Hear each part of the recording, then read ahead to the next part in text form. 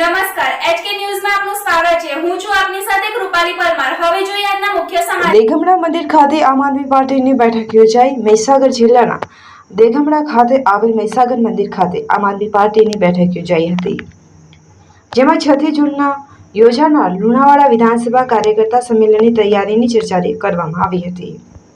આ સાથે વિધાનસભા સંમેલન સમિતિની રચના, તાલુકા પંચાયત બેઠક સમિતિની રચના અને જરૂરી સંગઠનની ચર્ચા કરવામાં આવી હતી।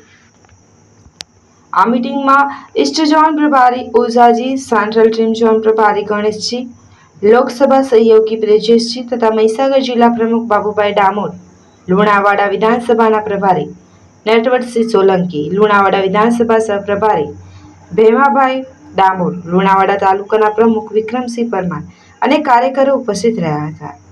મુખ્ય ચર્ચા લુણાવાડા 26 તાલુકા પંચાયત બેઠક, ખાનપુર 16 તાલુકા પંચાયત બેઠક તેમજ જિલ્લા પંચાયત બેઠક લુણાવાડાના 7, ખાનપુર 3ના પ્રભારી અને ટીમોની રચના કરવામાં આવી હતી। Reporter by Kanji ધામોર।